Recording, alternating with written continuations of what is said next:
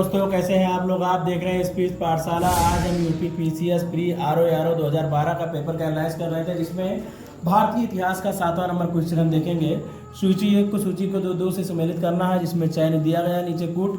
तो वैदिक नदियाँ और आधुनिक नाम क्या क्या है, तो हम इसका जवाब जानते हैं कि कुंभ को क्या कहा जाता है। वर्तमान में प्राचीन नाम कुंभ था, तो उसका वर्तमान में नाम काबुल हो गया है। और उसके बाद दूसरा, परसुरी नदी रवि नदी को कहा जाता है। रावी नदी को परसुरी नदी भी कहा जाता है। और जो सदा नीरा जो है, गंडक नदी को कहा जाता है सदा नीरा। उसके बाद में जो सतुद्री नदी है, इसको सतजल नदी कहा जाता है। तो इसका हमारा सही जवाब हो जाएगा ए का दूसरा।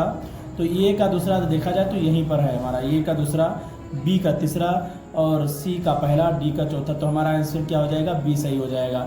निम्नलिखित में कौन सा संगम पश्चिमी तट पर स्थित थे, नीचे दिए गए कूट से सही हुई है।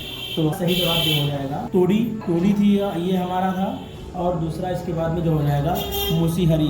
तो इसका हमारा 3 और 4 हमारा ऑप्शन सी सही जवाब हो जाएगा। अग्रह है कि पुंडुवर्धन भुट्टी अवस्थिति थी। तो पुंडुवर्धन अवस्थिति जो थी, उसकी अवस्थिति उत्तर बंगाल में थी। अब हम इसके बारे में चर्चा कर लेते हैं कि आखिर है। तो पुंडुवर्धन का उल्लेख गुप्त काल में अभिलेख में हुआ है। इन अभिलेखों से ज्ञात होता है कि गुप्त साम्राज्य में एक पुंडुवर्धन नाम भुक्ति थी, जो पुंड देश के अंतर्गत आती थी। ताम लेखों से ज्ञात होता है कि उत्तरी बंगाल पुंडवर्धन भुक्ति से सम्मानित था। अगला क्वेश्चन हमारा, वह प्रसिद्ध जैन आचार्य कौन थे जिनको अकबर ने बहुत सम्मानित किया था। तो हमारा इसका सही जवाब हो जाएगा हरि विजय सूरी। हरि विजय क्या थे, सूरी थे। अगला कह रहा है, किसके सिक्के पर बगदाद में अंतिम खलीफा का नाम सर्वप्रथम अंकित हुआ। तो आप लोग इसका सही जवाब जानते होंगे कि अलाउद्दीन मसूद शाह ने इन्हें अंकित किया था। राजा राम मोहन राय को राजा की उपाधि किसने दी थी। तो राजा राम मोहन राय को राजा की उपाधि अकबर द्वितीय ने दी थी। अगर औरंगजेब की मृत्यु के समय मराठा में नेतृत्व किसके हाथों में था। तो औरंगजेब की मृत्यु के समय मराठा का नेतृत्व ताराबाई के हाथों में था।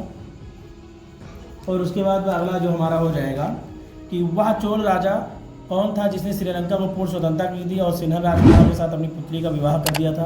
तो इस प्रकार का जो हमारा है, इसका जो कुलोतुंग फर्स्ट था, जिसने क्या किया था, वो अपनी पुत्री का विवाह उसके साथ करा दिया था। वो चोल राज का राजा था। अगर आप लोग को वीडियो पसंद आया तो लाइक करें, सब्सक्राइब करें, शेयर करना ना भूलें और साथ साथ में कमेंट भी कर दिया करें कभी कभी।